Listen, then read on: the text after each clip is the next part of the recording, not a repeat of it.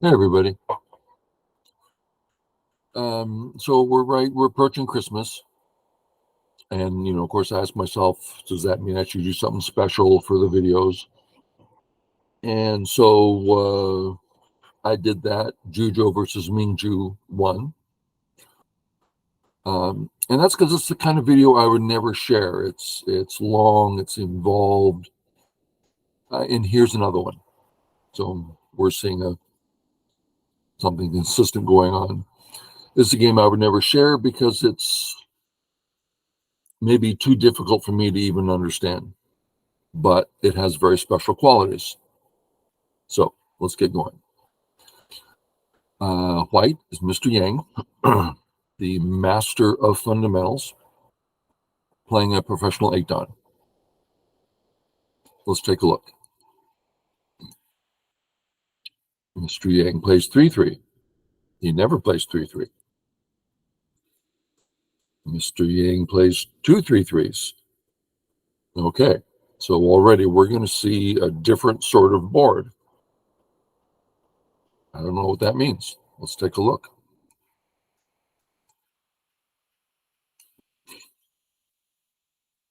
Okay, White's going to want to make sure black is split. That does the job. Black can't connect now. White has a few choices.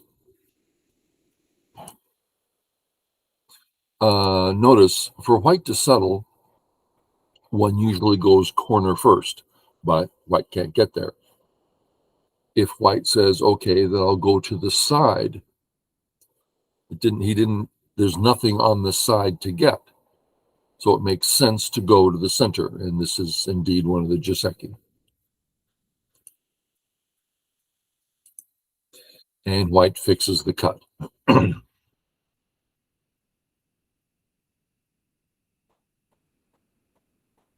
Black's feeling a need to stop this, right? Now the right side's really big for white. Okay. Now, to me, this joseki is really weird, awkward, because white has no base, white has no eyes, white is simply out, while black has a whole bunch of points. But we can't really say this is finished until a black stone gets here, because he simply can't let white do that. Okay, so this is what finishes it. And so I look at the black versus the white, and it's like, how can this be a joseki? Black got amazing things, white got nothing. So I did what I do to try to understand things and say, okay, black has invested one more move than white. So black should be ahead here by about 8 points. So let's count the points for black.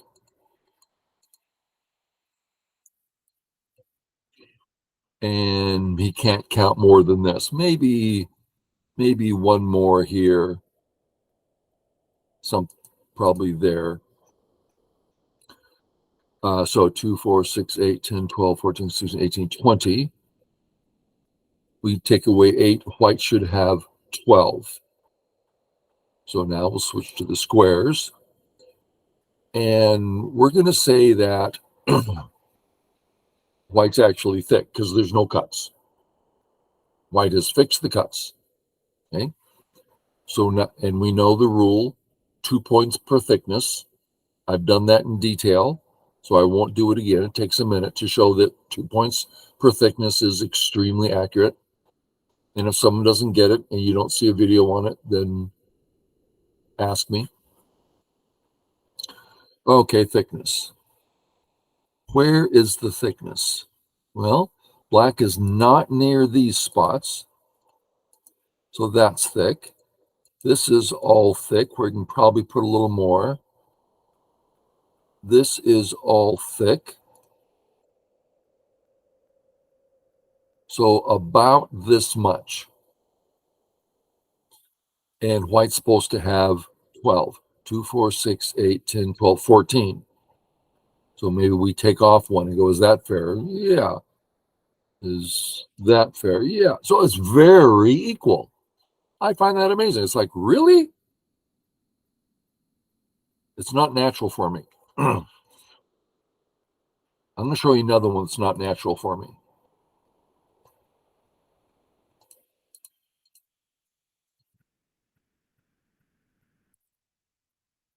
And then white plays away. No, let's put it here. And white plays away. No, let's put it here. And white plays away. Okay, so that's Joseki in the upper left. How in the world is that Joseki? Black has approximately 2, 4, 6, 8, 10-ish. White has nothing. How can that be Joseki? So you go through it and you go, well, black has invested one more stone than white, and black has, let's count them, white can play at C18. So black's going to respond at B18 and eventually have to play an in-game B17. So those are black stones. Okay, so the points start here. 2, 4, 6, 7. So 7 or 8 points for black, and he's invested an extra stone. So how many points should white have here? 0. How many does white have? 0. I'm like, that's insane. How is that equal, but the math works out? Well, what did white get for his 0? Exactly what he wanted, outside influence. I'm sorry, that is so weird for me to try to wrap my head around. Okay. And we did the math there. Again, very hard for me. We continue.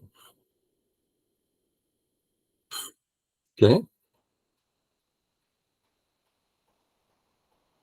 White could go one further, and we see that white can form a healthy group there. So it's safe to go that far. But he's only going this far. Stay closer to the 3-3, I guess. It's like, it's interesting. These choices are interesting. Natural move. Black, of course, is going to follow Joseki here. And black plays away. So he's sort of missing a move on the left. I mean, Joseki is to play something like this next. But plays over here. White follows Joseki again. This Joseki white comes up. That finishes the Joseki for white and finishes it for black. But there's a too wide a gap at A. But there's no white stones near A, so it's not a problem at this point. And we have a gap at B and a gap at C. Thin next to thin is never great. We continue. White drops down, looking at the right. White comes out in a manner where black can't connect through. Hane works. Hane, aggressive. White has cuts. Notice white's alive on the right, so he's not too concerned. Black's the one in danger. Fix the cut. Fix the cut. Fix the cut. At this point, black has to come back and fix, right? White is finally all around the black, and his gap was too far. Time to fix. And white secures his cutting stone. Black does his living.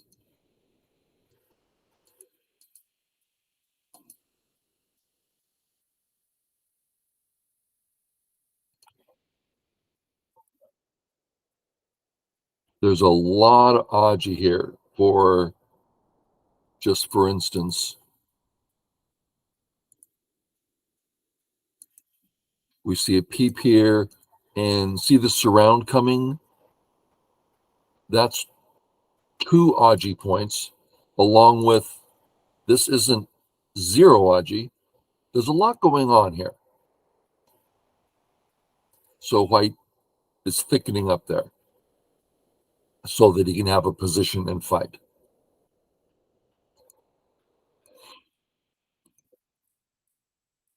All natural stuff. And black now says, I'm either going to be alive or connected under. So if white says, I'm going to disconnect you, then black's going to find some life. Okay. So black finally lives. What's white do? He's going to keep an eye on his A group because it doesn't have a base. Does have a lot of room on top, a lot of room on the left, and a very strong home underneath it. So what's white do? Starts messing with the gaps. And notice he's getting the points.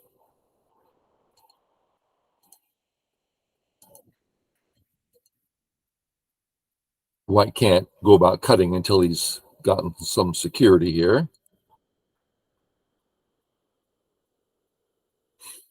Okay. Now, in all of the white position, you'll see Mr. Yang do this all the time, and I've learned a lot from it. You look at all the white position. Well, black never came out to A. And if black does, it messes with white's gap. So black didn't play it. White wants to play it. So it's a negative for black. Would have been a negative against white, and it's a positive for white. It's a valuable practical move. So fix the position. Now that those options on top are leaving, go to the next options. Here, I would feel lost at this point. Let's look at things white might do. Well, that's too far from home. We can pop in today and we can make something work. Well, black's corner is wide open. We could come on in and make some life in there. We could pinch at C because we have a white wall there, and the C pinch will let us know what goes on at A and B. See, that's all logical. How about we contact at D, contact that lone stone, developing a center area? Could be. How about we cut at E? I would feel, I don't know what to do next. Hard for me to think about this. That's why I like watching pro games. What's he going to do? What's on his mind? What does the most famous person in the world on fundamentals do? Cut. I'm like, it's that simple. You don't have to worry about black's upper left. No, just cut. Wow. I mean, I've been looking at this for a while. It takes me a while to try to grasp how this can be a big move.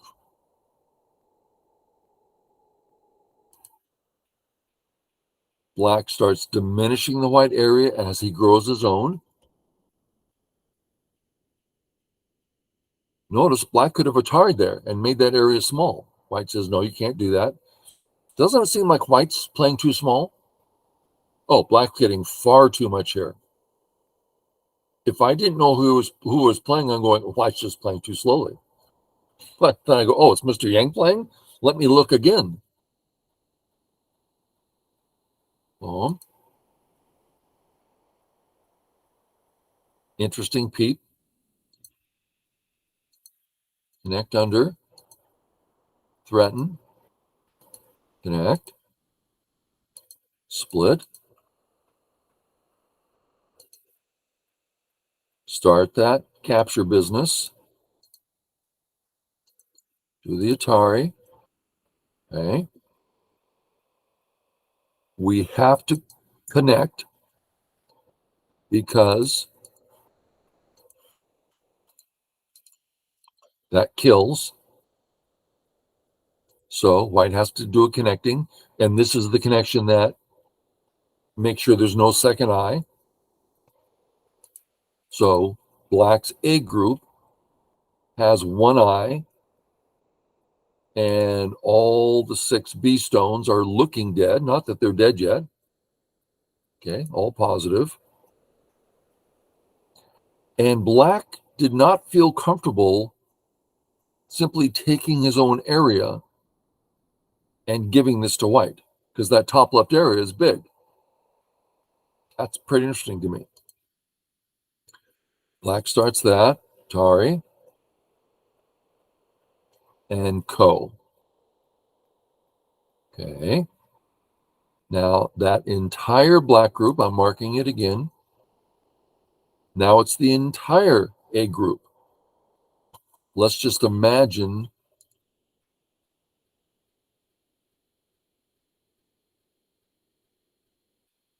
boom, boom.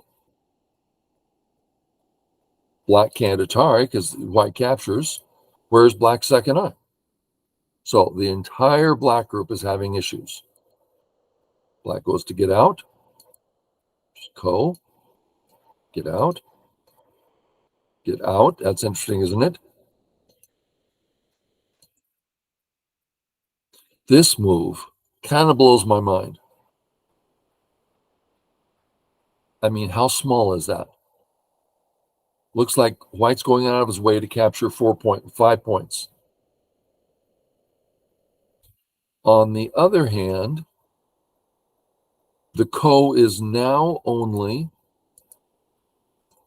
to capture the 1 stone. I meant that to be an A stone. So it's still a nasty Ko for black. Okay, to me, that's some deep stuff. Things I wouldn't be able to do. White comes out, white comes out. And white's, check that out.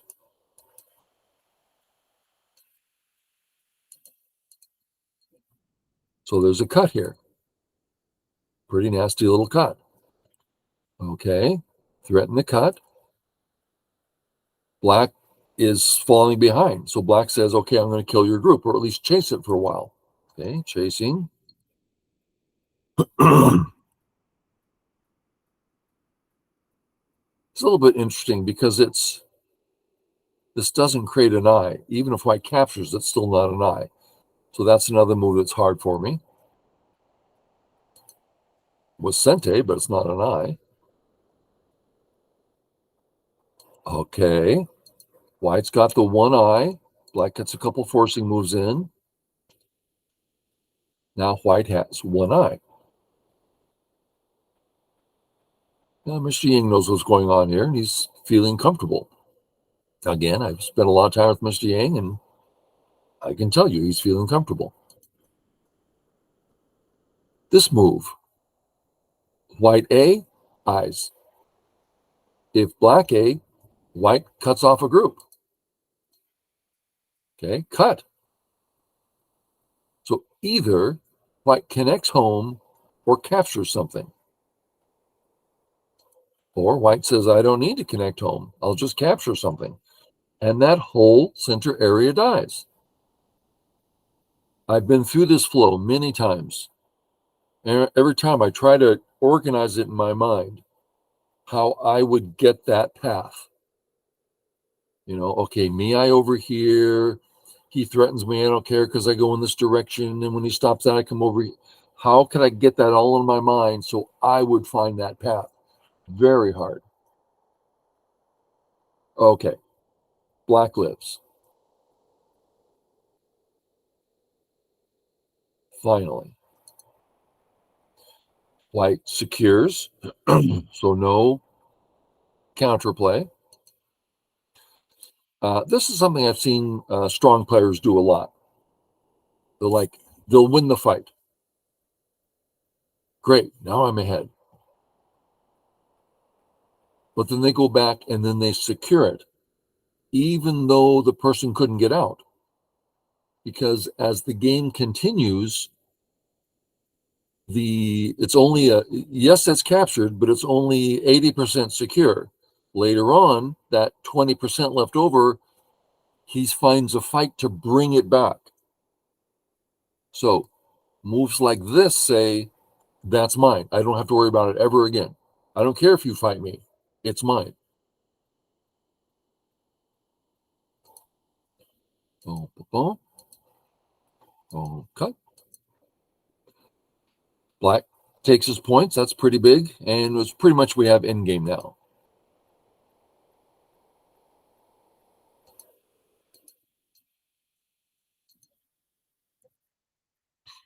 Anything special in endgame? Notice that if black says Atari, then everything dies. So white has to take now. Cute little Tsuji thing going on there. Not that it's too meaningful.